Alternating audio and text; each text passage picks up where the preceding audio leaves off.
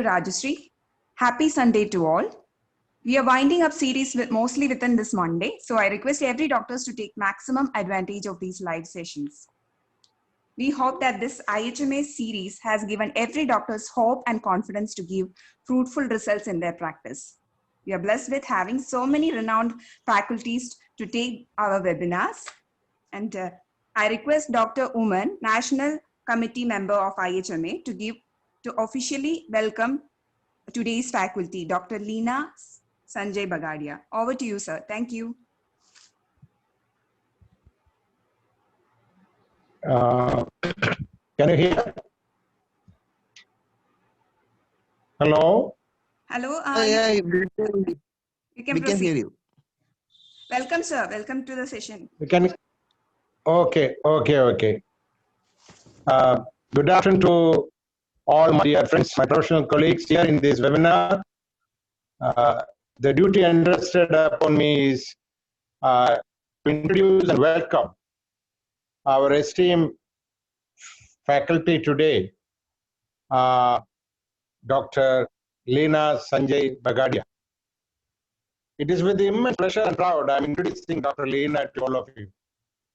Dr. Leena is one of the stalwarts of IHMA in Mumbai. I still cherish the memories we had together while we were attending in the third International Homeopathy Conference hosted by IHMA in Germany a few years back. Dr. Leena is a great scholar, is a great homeopath. Moreover, and above all, she is a great humanist. Dr. Leena Sanjay Bagadia is doing her PhD studies now. What I heard is she had just submitted her thesis to the university and waiting for the stardom. Dr. Leena has done her PhD in that is a very great thing for all of us. Dr. Leena Bagadia, currently she is working in Mumbai Municipal Corporation Hospital in COVID ward. What I heard is just before her joining in that particular hospital, the mortality and the morbidity rate was round about 15 to 18 deaths per day. As all of you know, Mumbai and the surrounding places are one of the hottest spots of COVID pandemic. But it is very interesting to see that after her joining, the morbidity mortality rate has come down to 4 to 5, thanks to the heroic efforts of our Leena doctor and her team. And she's working in OPD also, where she's managing COVID patients with our wonderful minute doses. So it is very exciting that we are having Dr. Leena among us today. So wholeheartedly, with immense pride and pleasure, I welcome Dr. Leena Bagadia to lead today's webinar of this series.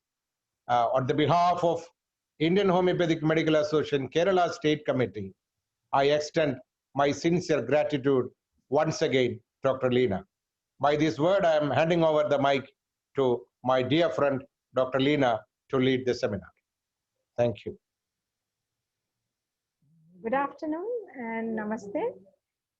My dear friends, it's my honor to join this webinar as a faculty, and I hope I can enlighten some points in COVID, which is a very new disease and a kind of very fearful condition where if we homeopath can do something collectively, it would be great.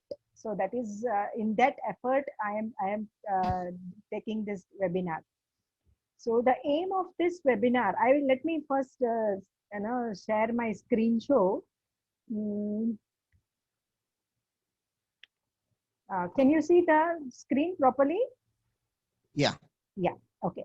So the aim of this webinar is to create a battery of homeopaths who are capable of correctly diagnosing COVID-19, guiding follow-up investigations, treating at home when appropriate, referring for hospital admission when needed, and managing post-discharge patients, all on teleconsultation. There have been many webinars on homeopathic treatment, and I understand on this platform also by homeopaths, great homeopaths, about treatment of homeopathic treatment of COVID-19. Hence, in this webinar, my more focus will be on diagnosis and management of COVID along with the tips of homeopathic prescription just on teleconsultation. This webinar, it will be divided into first the introduction, whatever knowledge we have so far about COVID in modern day medicine as well as in homeopathy, and thereafter the pathophysiology and symptomatology, and afterwards I shall be telling you about how to deal with these COVID cases, and lastly I am going to talk about post-COVID sequelae, which I am telling you, mark my words, that we homeopaths are going to get maximum number of patients post-COVID, like we had chikungunya and dengue, post-COVID, post-infection joint pains. Similarly, this kind of cases are going to come to us. So, whatever questions you have during my presentation, you can share it in the message. At the end, I shall try to reply them. So it's only about 7 months since the world learned a new and dangerous coronavirus was in our midst. In the time since Chinese scientists confirmed the rapidly spreading disease in Wuhan was caused by a new coronavirus and posted its genetic sequence online, an extraordinary amount has been learned about the virus, SARS-CoV-2, the disease it causes, COVID-19, and how they affect us. I shall try to summarize what all have been learned so far in this session. The coronavirus pandemic is the most serious and dramatic public health emergency that the world has faced in the last decades. The novel coronavirus disease is caused by RNA virus, as you all know, called Severe Acute Respiratory Syndrome Coronavirus 2. The short form is SARS-CoV-2, which we will refer to. It originated in December 2019 in Wuhan, a city in Hubei province of China, and now the COVID-19 is affecting 210 countries and territories around the world and caused hundreds of thousands of deaths. India has world's third largest caseload and rising. The first case of COVID-19 in India was reported about 206 days ago on 30th January. Since then, the country has reported more than 30 lakh cases with 56,000 and counting deaths, but far more people than that have actually had the virus. So we talk about the virus right now. This virus belongs to the family of Coronaviridae, which is enveloped with virions. Here, let me tell you one small thing, my dears, that this virion, we need 1,000 particles of virions to get infected for a coronavirus to get transfer into another person. Club-shaped glycoprotein spikes in the envelope gives the virus a crown-like or coronal appearance. The coronavirus genome consists of a single strand of positive sense RNA. At least 6 other types of coronavirus are known to infect humans, with some causing the common cold and 2 causing outbreaks of SARS and MERS, as you rightly remember. The coronavirus is named after the crown-like spikes that protrude from its surface. The virus is enveloped in a bubble of oily lipid molecules, which falls apart on contact with soap. The virus enters the body through the nose, mouth, or eyes, then attaches to cells in the airway that produce a protein called ACE2. As the infection progresses, the machinery of the cell begins to churn out new spikes and other proteins that will form more copies of the coronavirus. The immune response that it causes is mainly in terms of fever, In severe cases, the immune system can overreact and start attacking lung cells mainly. The lungs become obstructed with fluid and dying cells, which has been evident in Italy cases, making it difficult to breathe. A small percentage of infections can lead to acute respiratory distress syndrome and possibly death. So we come to the pathophysiology.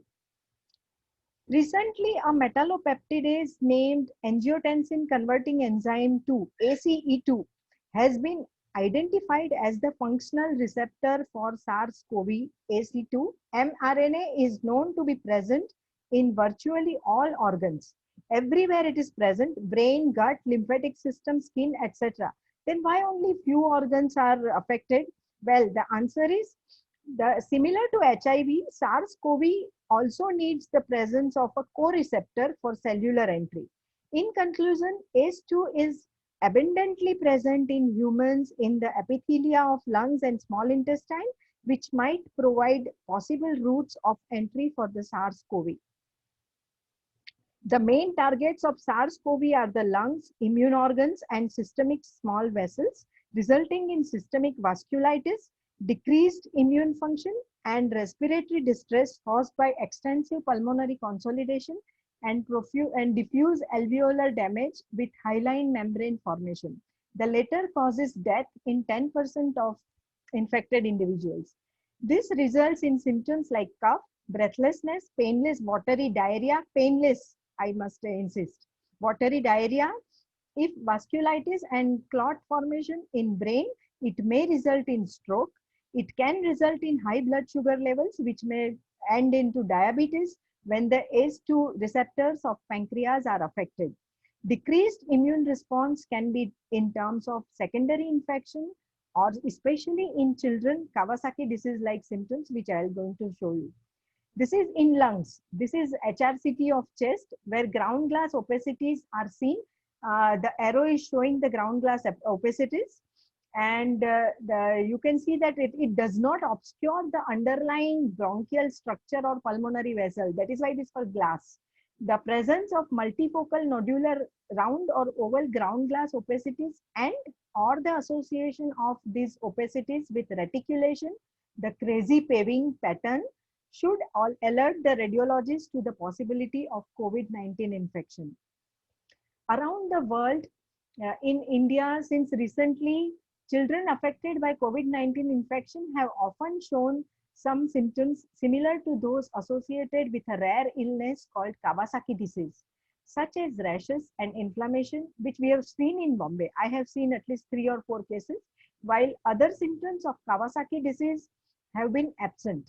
In fact, such symptoms have also shown children who tested negative for COVID-19. Now, this is very important part of my presentation, my dear friends. These are the myths they are taking rounds in this coronavirus, which is as well in doctors as well as in the laymen. The first myth is about origin of the coronavirus.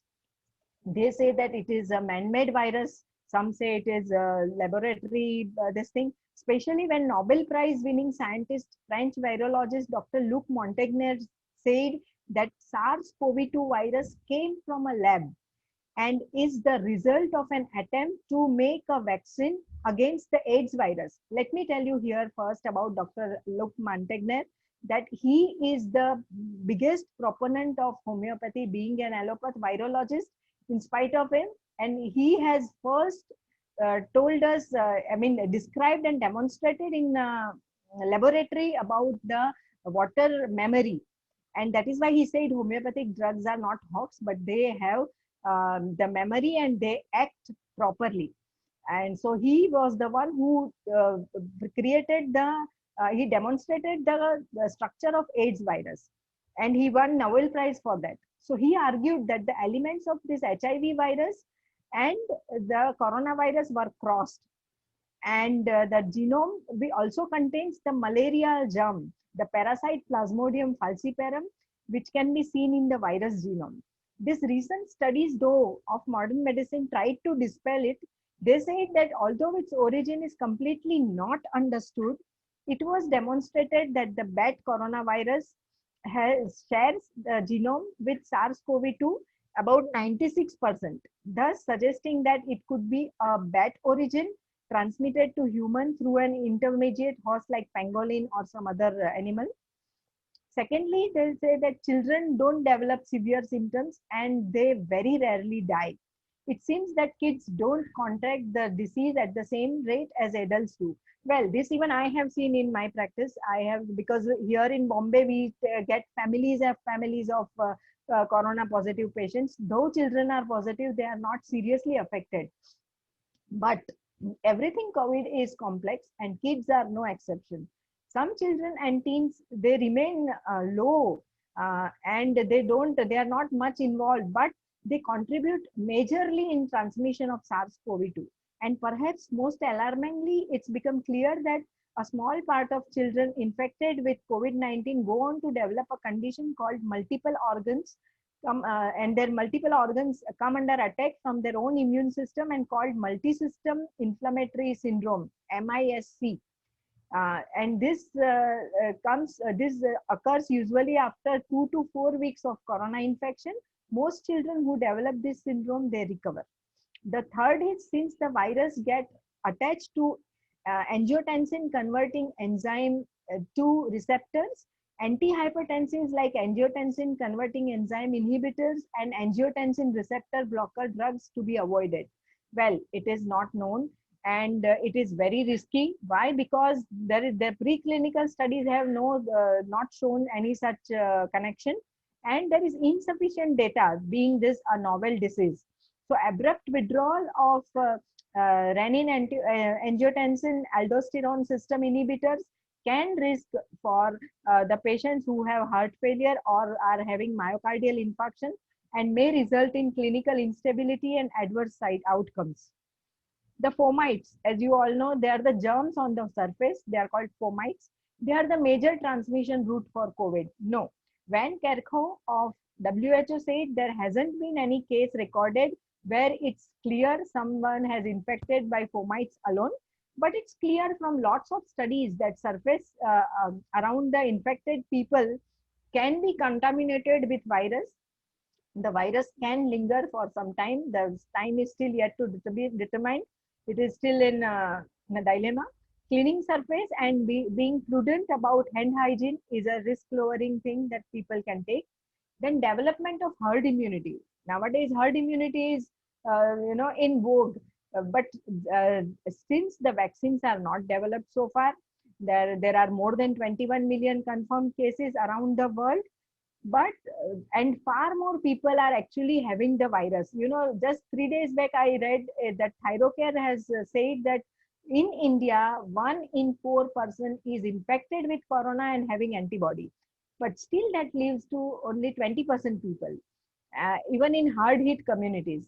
So the we need for herd immunity, at least 40 to 60% people should be infected, so that so many people are immune and the virus cannot circulate. But this remains a far off possibility. It's not clear why some people are very sick and some don't. The sheer range of outcome for people who get COVID ranges from asymptomatic to mild symptoms to moderate cases, leading to months-long complication to death, has befuddled infectious disease researchers. Though advancing age and presence of comorbidities play a significant role in severity of disease, recent studies have said another possibility, that perhaps there is half the population has immune system T cells which are generated in response to an infection by one of the common cold virus, that is coronavirus, that can recognize SARS-CoV-2 as well. And this reactive T cells could help give the immune system the boost to ward off the serious symptoms, but researchers are still not sure about this. Now, this is a very important myth about RT-PCR, that RT-PCR is negative, then the patient does not have corona. But no, new studies, I am talking about the most recent studies, show that COVID PCR test results are not reliable for a firm diagnosis until well after a week of infection. The rest estimated that those tested with SARS-CoV-2 in the first 4 days of infection were 67% more likely to test negative, even if they have the virus, and the average patient began displaying symptoms of the virus. The false negative rate is 38%. Secondly, the RT-PCR remains positive. This you must have seen that initially, there was our ICMR had a protocol that the once the RT-PCR has become positive and the patient has kept in isolation, he or she can come out of isolation only after RT-PCR becomes negative. And they saw that in after even 3 weeks, 4 weeks, sometimes 60 days, the RT-PCR remained positive. So it was befuddled, they were, and they thought that why it is like this. And then after that research, much research, they found out that it is because of RT-PCR becomes positive because of the dead viruses, that is inactivated RNA. I will talk about RT-PCR more in when we come to that slide. But here, at least you should know that after 9 days, the virus load is gone. They don't produce any new viruses, and even if RT-PCR is positive, the person cannot infect others. 7. Now, this myth is that concomitant NSAID, that is non-steroid anti-inflammatory drugs treatment, may be harmful in patients with COVID-19. Whether concomitant NSAID treatment may be safe or not, it is still unknown. We don't know, but anti-inflammatory therapy can prevent cytokine storm that has been seen since the studies in different diseases. Hence, nothing is known sure at the moment. The studies are still going on. The second, this thing is they give antibiotic, the GPs and even ICMR protocol, they give antibiotic, but antibiotics don't work against viruses. This is a virus, not a bacteria. Again, an anti-malarial drug like HCQ, that is hydroxychloroquine, is used as prophylactic. Not only prophylactic, in our municipal hospital, every doctor was supposed to take this HCQ as prophylactic, and then therapeutic also in coronavirus disease. But the studies have proved, I have given these studies at the end, that prophylactic HCQ does not work. And the Solidarity trial that is run by WHO itself, it said that there is no sufficient evidence so far, and they have cautioned against physicians and medical association recommending administration of this unproven treatment to COVID patients or self-medicating, because it is a rampantly available drug with chemists. Another drug is antiparasitic, that is ivermectin. At present, any empiric treatment with ivermectin or its inclusion in therapeutic protocols are not scientifically justifiable. The very concentration of the drug as a broad spectrum antiviral agent is incorrect, because it has failed to demonstrate antiviral effects even in vitro level. This is the prescription of 2nd August of a very big municipal run hospital in Bombay. You can say the ceftriaxone, piperacillin, which are very high antibiotics, meropenem, all three are high antibiotics. MPS is methylprednisolone, low molecular weight heparin. Doxycycline is an antibiotic, so 5 or 4 antibiotics. HCQ, anti-malarial. Oseltamivir, that is against flu, and zinc, vitamin C, and ivermectin, again antiparasitic, vitamin D, again antiviral, lopinavir, ritonavir. So you can see that it's a cocktail of the prescription that is been given in these hospitals to corona patients, and I am going to show you my experience where I have dealt with these patients. So one of the very honest and great physician, Dr. Tushar Shah, who is a modern medicine physician of Mumbai, who, like Dr. Montagnier, respects homeopathy, expressed his exasperation and umbrage. He is a very courageous person, and he has openly said this.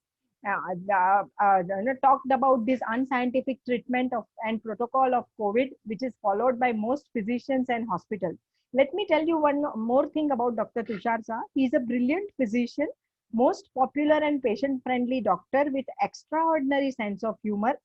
He has taken great pains to form a group on Telegram and teach the doctors of various cities the complexities of COVID. A large part of clinical material presented in this webinar has come from his tutelage. So let's listen to him.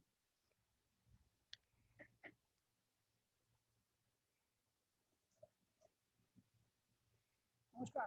आज 14 अगस्त 2020 आज हिंदी में अगर आक्रोश प्रकट करना है तो band Hindi से बेहतर आज का टॉपिक है घुसपैठिए एचसीक्यू और आइवरमेक्टिन। कितनी समानता है। एचसीक्यू एक फ्रेंच रिसर्चर ने अपने छोटे से एक्सपेरिमेंट में जिसका नाम कोई Hello, ma'am. The voice is too low. We are not able to hear. Okay. It is on the full. But we are not able to hear. I think.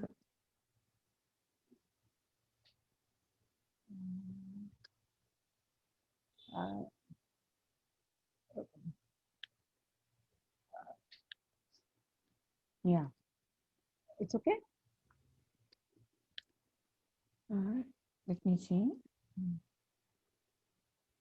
Yeah, you have to keep it on full, I think. It's okay. Nothing is. 1 minute. Yeah, okay. Let me on it, then I will. Yeah. Now it's okay. Okay. No, ma'am. It's we are not able to hear, ma'am.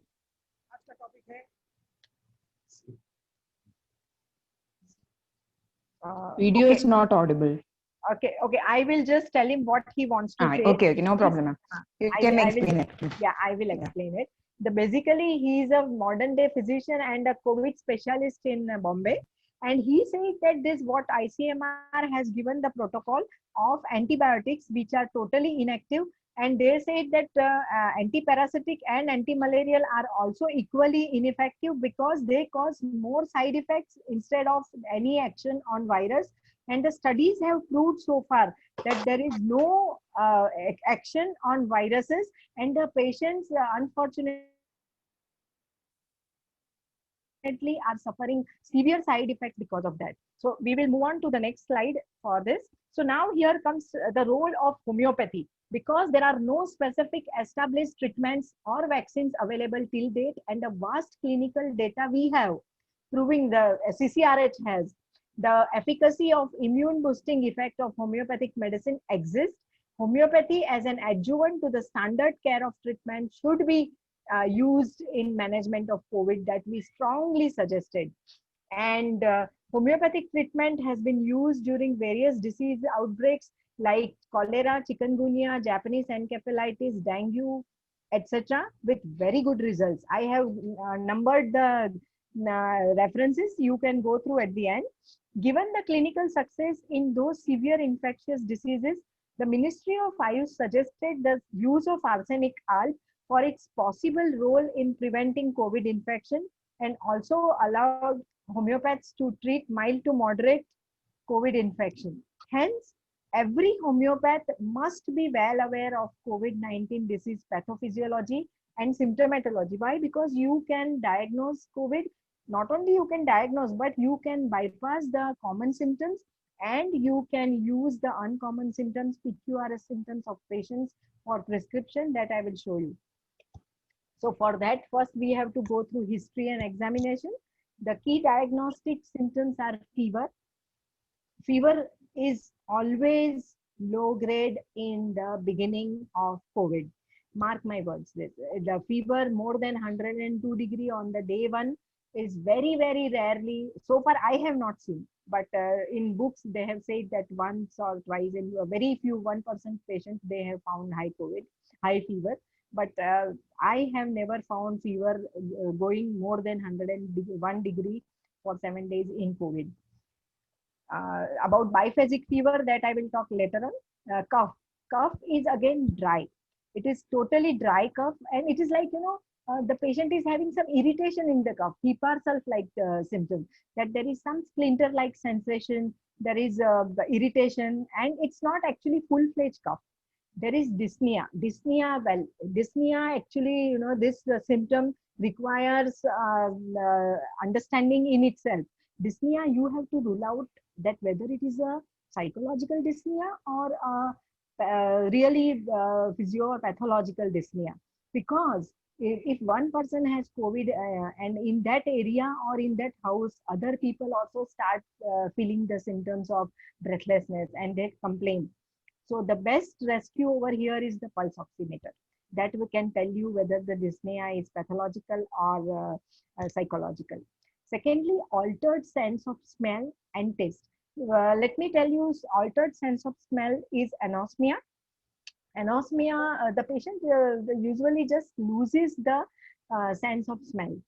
And test, the patient might suffer from, say, he complains of salty taste or sour taste.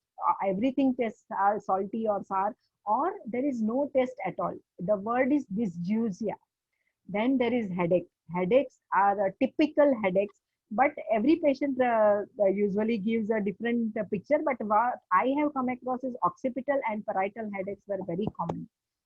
The other symptoms were fatigue, extraordinary fatigue, myalgia or arthralgia. This fatigue and myalgia, severe myalgia, they both indicates heavy viral load. Sputum, there is hardly sputum production, very little, even if it is product. And if the patient goes into cytokine storm, then there can be hemoptysis and severe pneumonia.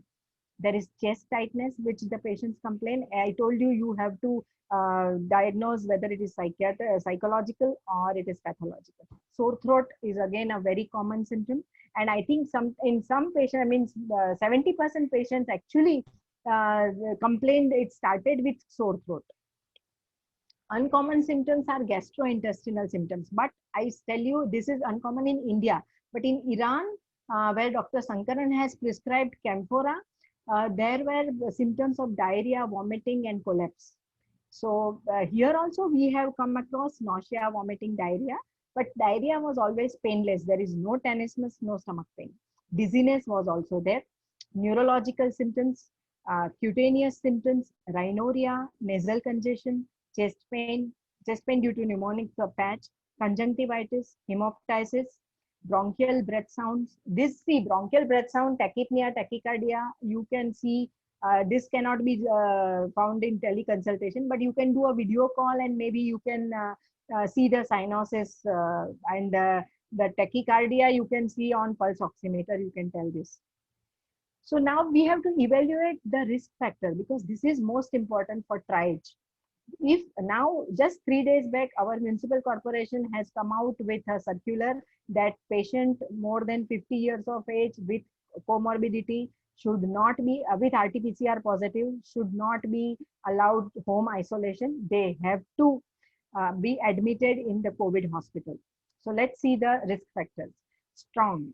Residents work, travel in location with high risk of transmission, contact with probable or confirmed cases, old age, residents in long-term care facilities, especially this was seen in USA, old age homes and things like that. Male sex, they have still not found out why they are more affected. Maybe they are going out more for work or whatever.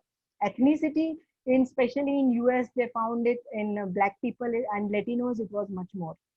Presence of comorbidities, cardiovascular disease, hypertension, diabetes. Diabetes I have seen most lethal. Why I will tell you when we talk about severe COVID patients.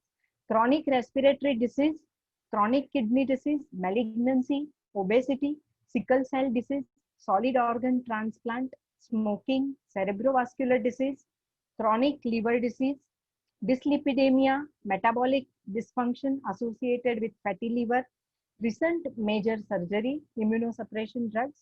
So now I am going to demonstrate how you can diagnose COVID on simple lab investigations. RT-PCR may or may not be available or may, as you all know, it can be 30% or 38% negative in initial days.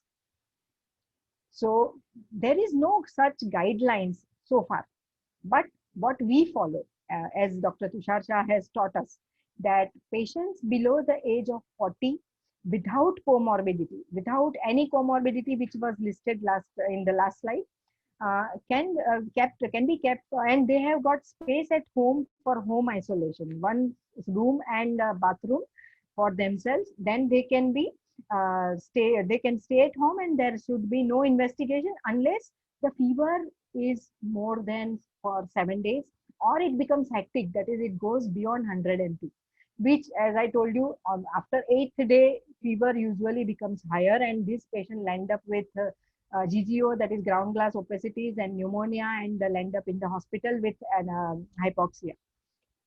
If mild symptoms like just cough, cold, fever, very mild, no need to do any investigation. Just tell patient to invest in a thermometer and pulse oximeter.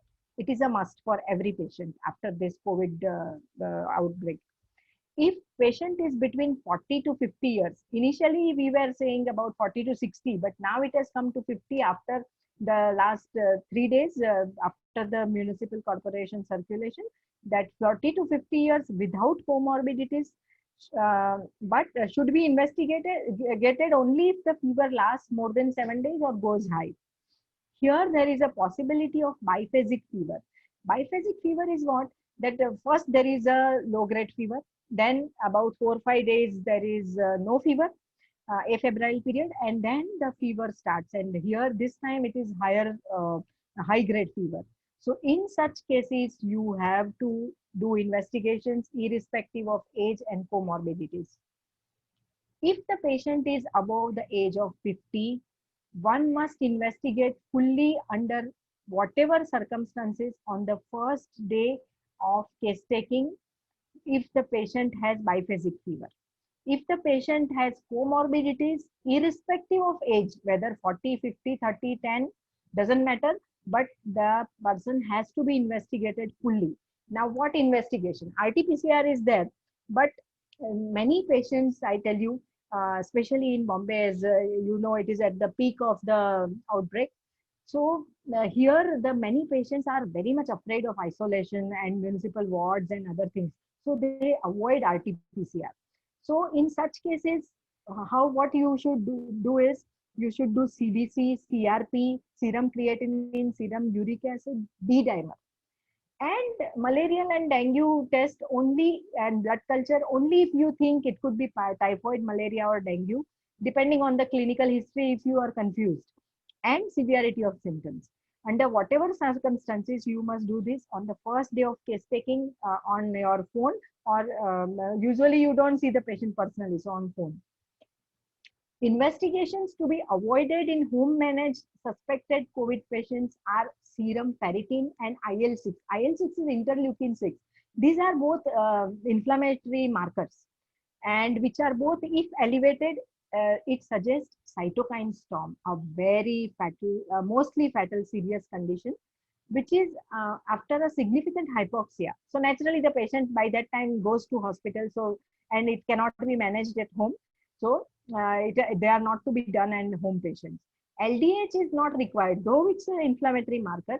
CRP is a better marker. X-ray test also may or may not show consolidation, but HRCT will definitely show very early GGOs. So that is a very important investigation. Now, something about RT-PCR. You should know this in detail because it's a very important test. A swab from deep nasal cavity or throat is taken. RT is reverse transcriptase enzyme that converts virus RNA into DNA, and then by polymerase chain reaction, DNA can be amplified into multiple billions of copies, and the coronavirus can be identified by a machine. Report can take anything from 4 to 24 hours. The sensitivity and specificity, well, I already told you, false negative 30 to 40% on day 1. The last study said day 4. After that, it comes down to 20%. Patient is infective 2 days prior to the onset of symptoms. This will tell you about, once the patient contacts you about symptoms, you must tell the patient to isolate, the investigation or no investigation. Up to 8 days, the virus yield remains good. After that, it gradually disappears. So that is why our municipal corporation rule here is that after once the patient is RT-PCR positive, the patient is kept in the corona ward for 10 days, and the RT-PCR is not repeated, but the patient can be discharged if he is asymptomatic. Because anyway, RT-PCR is going to either remain positive or the virus are going to be dead by 9th day. So no need to repeat RT-PCR if it is positive as per 10 days. As after 10 days, the virus is dead. You may get false positive RT-PCR due to fragments of dead virus. Now, one must know with RT-PCR report, you should read the cycle threshold rate or cycle threshold value. If less cycles are required to multiply, to replicate the DNA. So, you know that the viral load is very high and vice versa.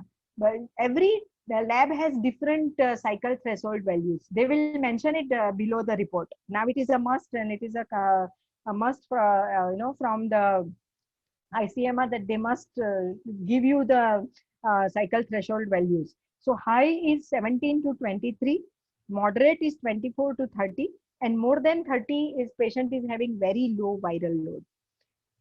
Now we come to HRCT. HRCT is again a highly sensitive from 4th day onwards. 4th day onwards of symptoms. Sensitivity is almost 98%, and if combined with clinical picture, it goes to 100%. In all patients suspected of COVID and the swab is negative, HRCT must be done.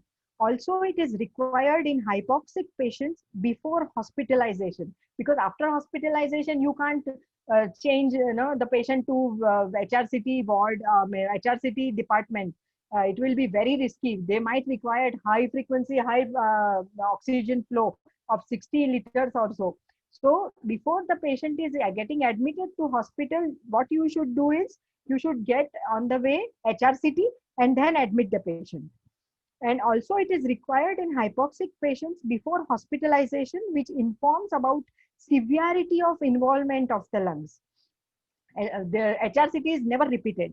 Specificity of HRCT, it is not very specific of COVID. Mind you, the ground glass appearance can be also found in interstitial lung disease, left ventricular failure, or other pulmonary edemas, viral pneumonias, hypersensitivity pneumonitis also can cause this appearance. But if it is COVID time and clinical history matches, it has to be COVID.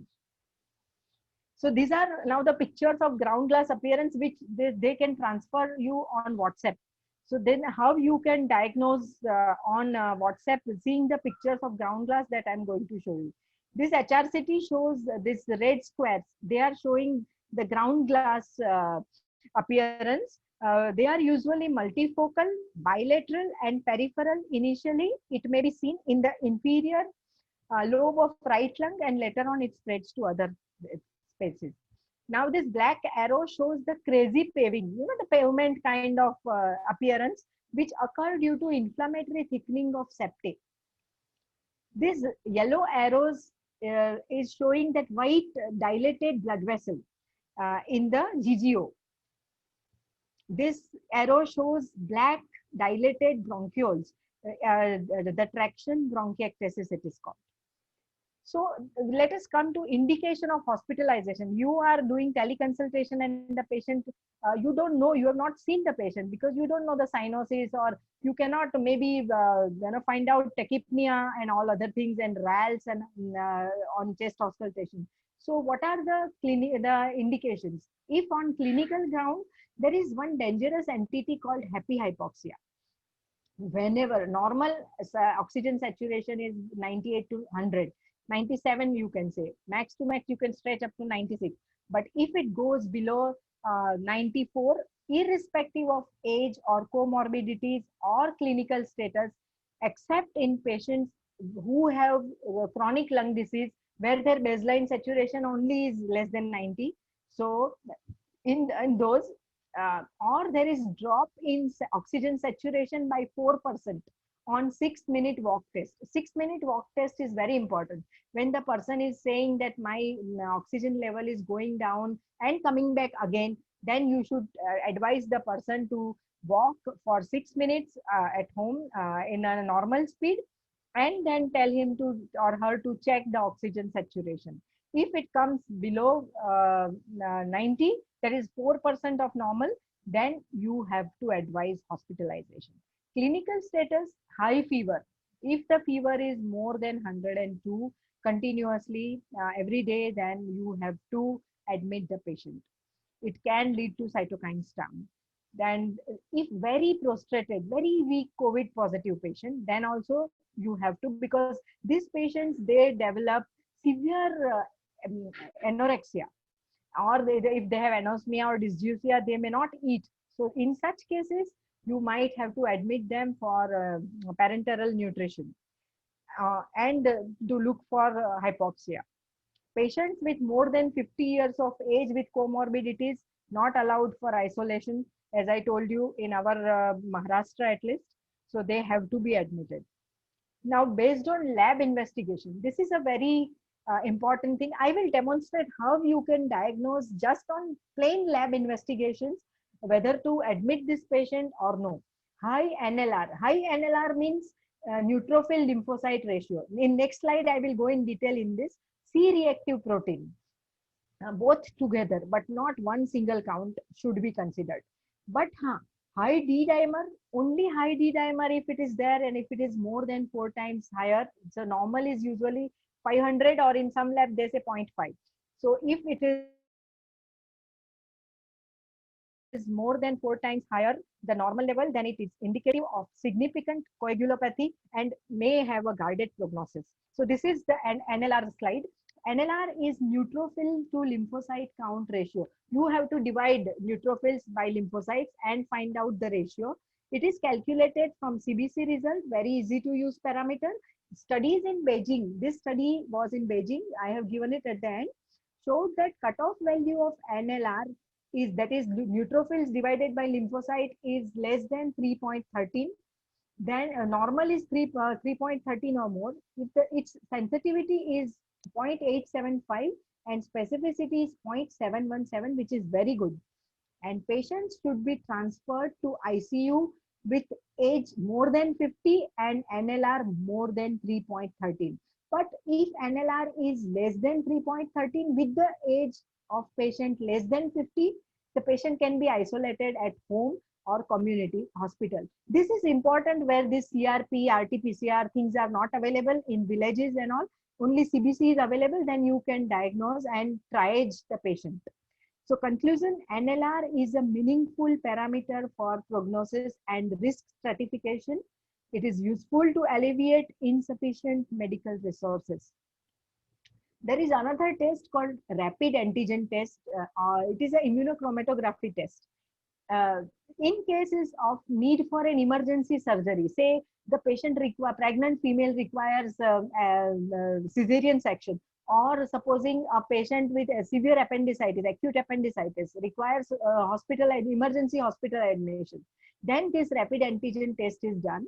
It is highly specific, but if it is positive means it is COVID, but it is not sensitive. It is much lesser sensitive than RT-PCR, and it is less costly. It is here it is charged around 800 or so. RT-PCR is 2,800. In this test, the test result comes within 15 minutes.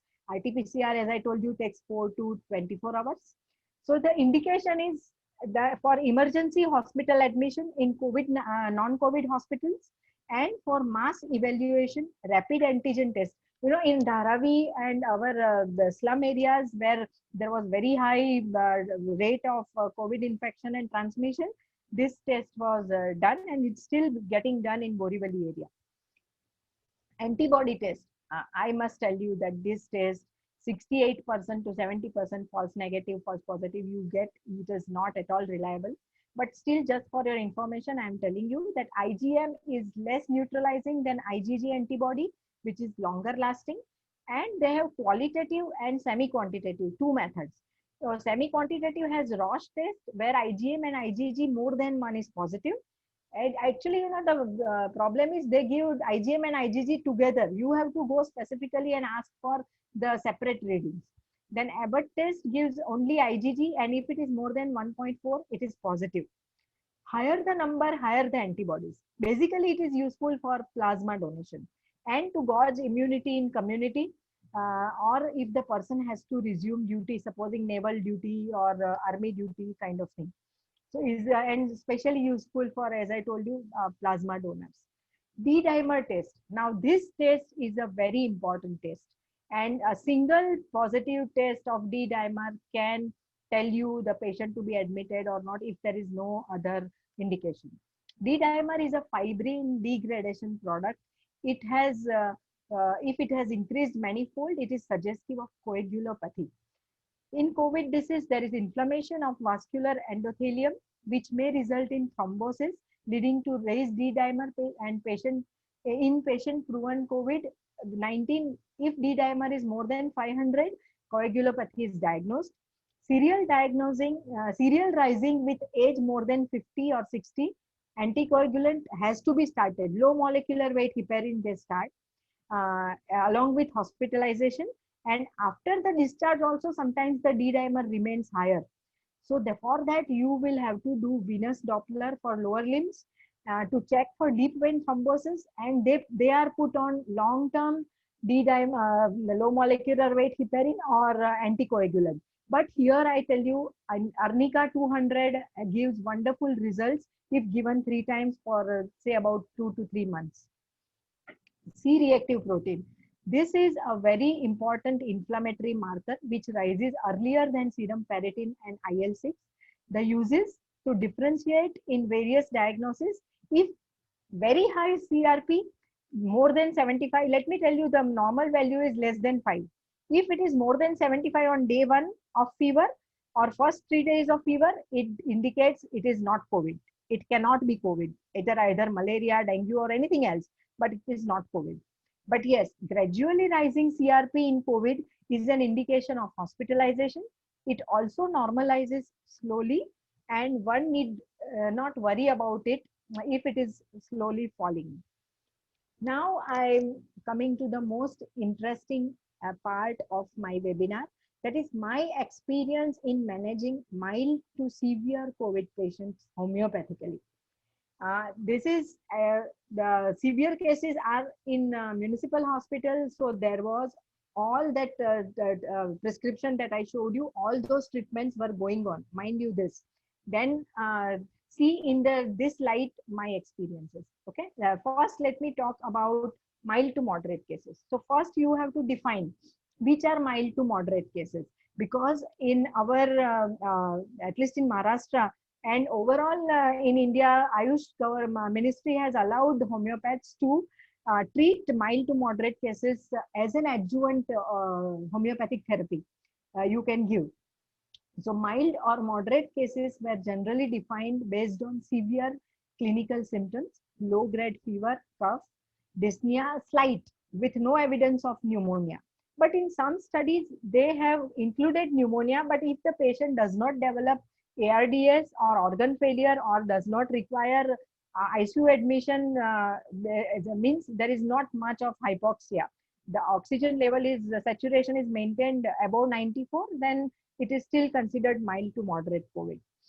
Here I must give you one point, one key hint, that there is an increasing evidence suggesting anosmia and dysgeusia. They are the key symptom of mild to moderate COVID. If the patient has started with anosmia and dysgeusia, mind you, it will not go for fatality. This is what has been observed so far. Now the symptoms that we encountered, cough. Cough is a very common symptom and it is there in almost all respiratory problems. But even in this, we found almost 2/3 of the patient were having cough.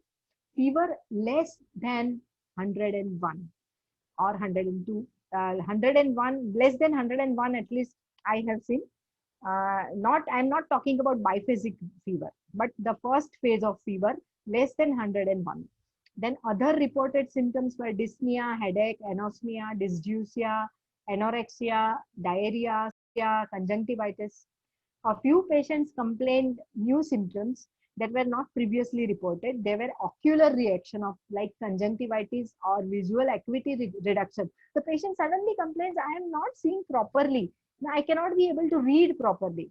And this is long lasting actually. And in some patients, skin rash was also found. So the remedies I used, see this for my regular patients who were my own patients and they came to me for fever, cough and dyspnea, I had given them constitutional in which China, pulsatilla, phosphorus, muriatic acid, you name it, and there are remedies are there. But on teleconsultations, some remedies I had prescribed with these indications. So I will share that with you. Arsenic, first, let me tell you that in Bombay, at least so far as I know, I think all over India, it is arsenic alb and camphor was circulated and distributed by all the political organizations and NGOs and everybody. So I think most of the people had taken arsenic and camphora. But here I must tell you this, that this arsenic, as I'm talking about Bombay, that we came to know was of not good quality. It was not made with the proper principles. So we are not sure of the action of this arsenic alb. So in my patients on teleconsultation also, I found them and I have prescribed arsenic, even if they tell me that they have taken arsenic in 30 potency to 1 m potency. This was the range. So depending on the constitution and susceptibility. So here arsenic alb patients were usually panicky and fastidious, and there was marked prostration. They were very weak and very anxious, chilly, thirsty. They wanted warm drinks always. You know, even if they want, and as such also Ayush Ministry has said that you drink warm water all the time. So maybe that was one of the reasons that they wanted warm water. I don't know.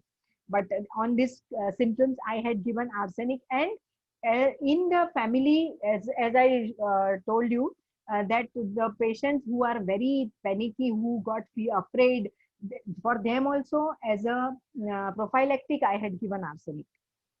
Aconite. Aconite, I distinctly remember 3 or 4 patients. They were so afraid and they were very healthy. Absolutely. There's no symptoms. Still they got fever. You know, the children of 11, 12 years and the 2 adults were also there. Very healthy people. And still they got fever, and their fear was most marked component in their complaints. So I had prescribed Aconite, and with very good results, the fever didn't return and there was no symptom. Fear it took time to go, but definitely fever, once it went, the fear also went off. Bryonia, especially in the months of March, April, May, where it was very hot. In June beginning also, we didn't have rain. So that time also we had prescribed Bryonia, and it was in patients who were very thirsty.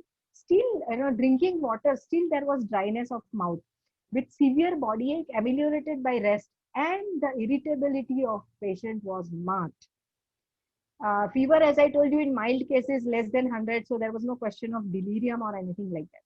Belladonna. Belladonna patients I have come across where they say they had violent temper. They used to be very angry type, and occasionally becoming violent with things or people. Sore throat, angry looking tonsils, which I have seen on WhatsApp video.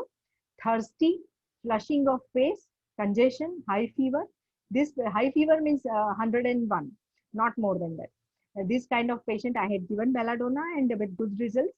Camphora, the patients who complained of diarrhea, vomiting with extreme prostration, and quite a few had cold perspiration. But maybe that because they were in AC, I don't know. But the camphora was indicated and it gave good result.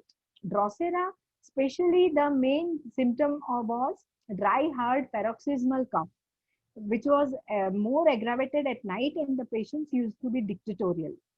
After rain started, Rustox, Dulcamara, Antimtat came to our rescue, and they were given for these symptoms. Eupatorium perfoliatum was also indicated in some patients where fever with severe body ache, especially joint and back, and chills in evening with thirst. Paramphos, fever with chills at night, dry hard cough with flushing of face. Gelsemium, if you remember, I had shown you that there was dizziness that was also there in the symptom list of COVID. This gelsemium came in handy when there was fear along with dizziness, thirstlessness, dryness of mouth, diarrhea.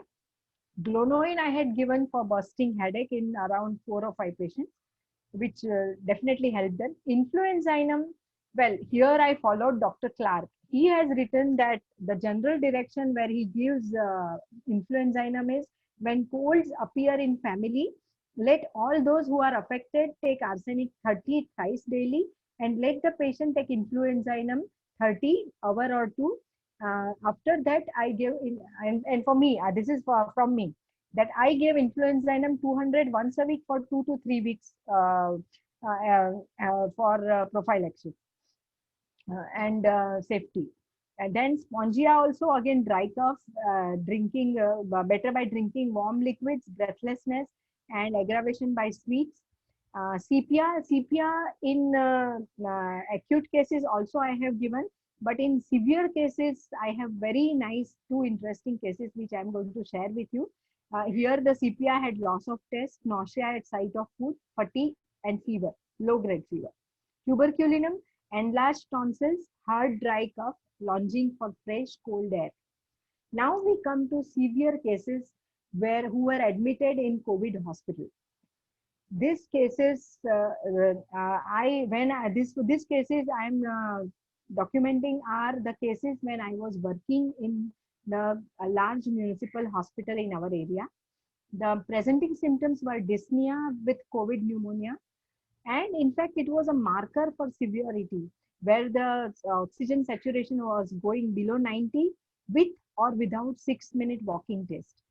Again, as I told you, the happy hypoxia. Many patients presented with prolonged arterial hypoxemia, yet without proportional signs of respiratory distress. They not even verbalize a sense of dyspnea. They never verbalized, we are feeling breathless or anything.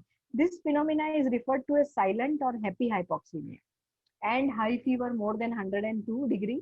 But mind you, that fever was not always there, along with severe fatigue, abdominal pain, diarrhea, persistent cough, and loss of appetite. Let me tell you here one very important point.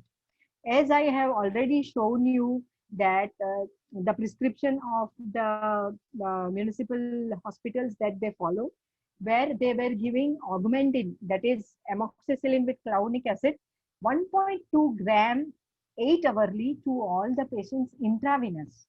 And that resulted in diarrhea in these patients. Almost 80 to 85% patients complained of diarrhea. And hydroxychloroquine caused abdominal pain and loss of appetite. So I have not considered these as main symptoms when I constructed the totality in COVID ward. So these were the symptoms we observed. And cytokine storm. I worked in COVID ward, not in ICU, where there was use of BiPAP, ventilators, CPAP. But in COVID wards also, there were very severe acute patients with ARDS, where the lungs are hardly 70 to 80% functioning. I mean, 70 to 80% not functioning, and severe breathlessness. And fever high may or may not be there, but oxygen persistently going down. And with regret, lot of regret and pain, I should say that so many patients could have been saved by high flow of oxygen, about 60 liters. But here we had only 15 liters per minute oxygen flow.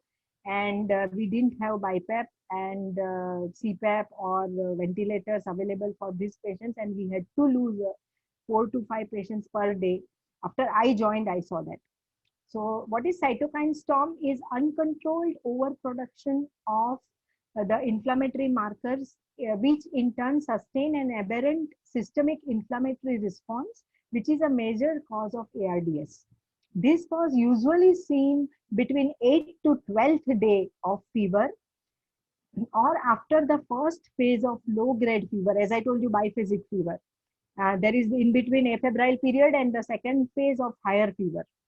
and air hunger was seen very commonly, and fever may or may not be there. The remedies I used were, I joined in June, so that was rain time. So Antim Rs was most used after the rains have started. Excessive dyspnea, loose rattling cough, but the cough expectoration doesn't come out. You think there is enough, patient's chest is filled with full of cough, but the cough didn't come out. Very difficult expectoration and scanty. Cyanosis was there. There was marked orthopnea. The patient just cannot lie down. Hyperventilation was there. Bryonia, even in cytokine storm, I have tried where they had given tocilizumab and the second dose was awaited. But this patient didn't require the second dose. Usually they gave it after 8 hours. But after bryonia, the oxygen saturation came up and they didn't require the second dose, though it was asked for. So in this, indications were very thirsty patients, still dryness of mouth, they're drinking constantly, and acute body ache, severe joint pain, backache, and body ache with high fever with classical bryonia delirium. The patient is more worried about his business, his monetary affairs, and he wants to go home. Said, doctor, let me go home. I have to do so many things. I have yet to finish my work. This kind of things were, encountered. Camphora, extreme prostration, diarrhea with or without nausea and vomiting, icy coldness of extremities during fever, and it was given often during a cytokine storm and acute breathlessness. Carvovage, there was acute air hunger, wheezing, cyanosis, prostration, death rattle with cold perspiration and icy cold body, especially in older obese patients. Crotalus horridus, this drug has helped me a lot when there is low platelet count, low WBC, RBCs. Then I have prescribed with very good results. And in fact, CCRH has done a project on Crotalus horridus when in dengue the platelets used to go down, and we have also done it in our area, and we have received good results of this thing. Digitalis also was indicated in cardiac patients where there was irregular, difficult breathing, cough with soreness in chest, hemoptysis, especially in cardiac patients. Let me tell you one thing, whatever questions you have, you can type it. At the end, I am going to definitely answer and try to answer each and every question. In between, if you raise hand, I will not be able to answer it. Paramphos was again given during cytokine storm. Very little thirst, hemoptysis, high fever, marked prostration. Lachesis were especially right-sided pneumonias. Orthopnea, signs of suffocation, strangulation. Neck is very sensitive to touch. Air hunger, cyanosis. The patient cannot sleep. Opium, yeah, I have a very interesting case of opium here. This patient was a fat, obese fellow, 35 years old, I suppose, and he was admitted to this municipal hospital. In fact, he became RT-PCR positive because he had contact and he started having fever. And he was so afraid and extremely fearful, fright, that real fright of opium I could see in him. He was so afraid that he was holding hands of each and everyone. The sister is going next to him, he will hand, and he will just not let go of, or he had to be tied up. And haloperidol was given as an antipsychotic. Still, it didn't work. Then after, when I joined the duty, my duty was 2 to 9. So when I joined, I gave him opium on basis of this extreme fright, and he responded beautifully after the second dose. And then we continued with opium 3 times a day, and his fever also responded. His oxygen saturation, which was 82, had come up to normal and was discharged after a week from the hospital. Pyrogen. Pyrogen, here, let me tell you again that it was iatrogenic high fever, because the augmentin that was given to this patient intravenous 1.2 gram was of faulty, contaminated lot was there when my duty was there and when I was in the hospital. So what happened was this patient got rigors and severe body ache and high fever. And this was the allergic reaction towards that. And there was again a bad lot of low molecular heparin. So this both this contributed to this high fever with rigors and pulse abnormally rapid, and pyrogen was given with good results in 80% of patients. CPR, as I told you, I have very nice cases, but one case let me describe here. Actually, this patient, she was around 45, 46-year-old woman, and she complained of nausea at the sight and smell of food and feeling like vomiting, not exactly vomiting. That was the only symptom she complained, and her GP investigated her for her routine blood investigations, as well as he investigated and he did, being perimenopausal, he did ultrasound. Nothing was there except fibroid. So there was no complaint. I said they gave ondansetron, domperidone, nothing worked. And suddenly, by chance, they had in neighborhood COVID. So they also got pulse oximeter and they measured the pulse, oxygen saturation of this woman. It was 82, and that indicated the hospitalization immediate, and she was hospitalized. And then they contacted me on phone, and only on this symptom and her age and the short case totality, I gave her CPR 200, and her nausea improved. And they did HRCT. She was asymptomatic, but she had GGO, ground glass appearance, and she had low oxygen, happy hypoxia. So her hypoxia also came up, and oxygen saturation came up to 94, 95, and within 5 days she was discharged from hospital, and she was not given any of these ICMR recommended protocols because she was under Dr. Tushar Shah, and she became well and came home within a short time. Next case, I will be discussing of CPR in the next slide. Let me tell you about tuberculinum. This was indicated during cytokine storm when the indicated remedy didn't give us the result, like paramphos, phosphorus, uh, and bryonia. At that time, tuberculinum was given, but still I cannot vouch for the results of tuberculinum at this moment. Now, this is the case. She is my clinic patient.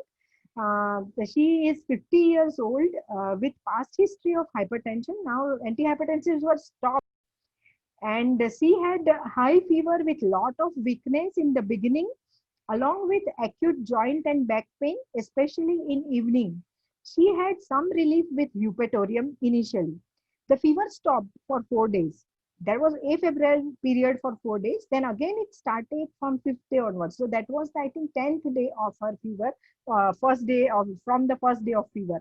So at this time, her oxygen saturation went down up to 90 to 91, and hence she was admitted for oxygenation, and she was put on low molecular weight heparin, though her D dimer, as you can see at the end of the slide, at the end of the bottom line, 352, so it is less than 500, but still she was given minimum dose of heparin prophylactically. No other treatment except methylprednisolone injection was given to her for 3 days, twice a day for hypoxia, and oxygen 4 to 5 liters was on. Her full case was then taken by me because initially she was on eupatorium. So we had tried that, but then it didn't work. So I took the case again and prescribed her CPR 1 m 3 times a day as her constitutional treatment. And you can see that on 14th of June, the first column, you can see the total count is 3,300 with platelets 83,000. And on 16th of June, after CPR, 5.3 that is 5,300 total count, and 97,000 is the platelet count. Now, the unfortunate part, I was not informed about this report on the same day. So in the evening, when I came to know that the count, I was under the impression that the count is 3,300 with platelet 83,000. So, and remdesivir injection was ordered to for this patient. The son was trying because remdesivir was not available in June, very rampant easily. So they were trying for it, and then I came to know. So I said that let us start Crotalus horridus, and I told her son to give her Crotalus horridus. Mind you, I don't know about 5,300. So next day you can see that the count has come to 3,300 and platelet had come to 1,09,000. So then I came to know about this report. So we started again CPR in the evening itself. And in the next day morning on 17th, on 19th, the total count has come to 4,100 and the platelet was 1,20,000. My friends, only homeopathy can give this fast results. I wish I could share that audio with you of the physician who was so happy that we could avoid remdesivir and the patient was oxygen was also came down to normal without oxygen inhalation and she was on the same evening uh, uh, transferred home, and came down home. So now I am a short topic of post acute COVID. This is a very important topic because all we homeopaths are going to get plenty of these cases in our practice once this pandemic is uh, over, or let's say not over, but at least reduced. So, how to define post-acute COVID-19? If it lasts for beyond 3 weeks from the onset of first symptoms and chronic COVID-19 as extending beyond 12 weeks. Since many people were not tested and false negative tests are common, it is suggested that positive test for COVID RT-PCR is not a key to diagnose. Long COVID is a term being used to describe illness in people with either recovered from COVID-19 but still report lasting effects of the problems or have had the usual symptoms for far longer than would have expected. Evidence shows that many of these survivors are likely to have ongoing health problems, including breathing difficulties, tired feeling, reduced muscle function, impaired ability to perform vital, energetic day-to-day work, and mental health problems such as post-traumatic stress disorder and depression. Friends, the post-traumatic stress disorder and mental stress and depression and anxiety is a topic itself post-COVID, which if given a choice, I will take next time. The effect on heart post-COVID. The hyperinflammation of immune response leads to future heart failure. The patients can complain of chest pain or palpitation, which can be seen in athletes or young patients also. On brain, if you see, the people whose first COVID-19 symptom might have been losing their sense of smell and taste may find their anosmia persist. Even after 6 months, I have two patients whose anosmia is still there. Headaches and dizziness are common. Mood disorders such as anxiety, depression, and post-traumatic stress disorder may follow. The mental confusion called COVID fog. I have seen at least 5 patients who are elderly, which leaves people searching for words, struggling with simple math, or simply trying to think. Peripheral nervous system. In Italy, 3 COVID patients experienced myasthenia gravis. Demyelination was seen, which is the myelin is the protective cell of nerve cells and is attacked by the immune system, causing weakness, numbness, and tingling.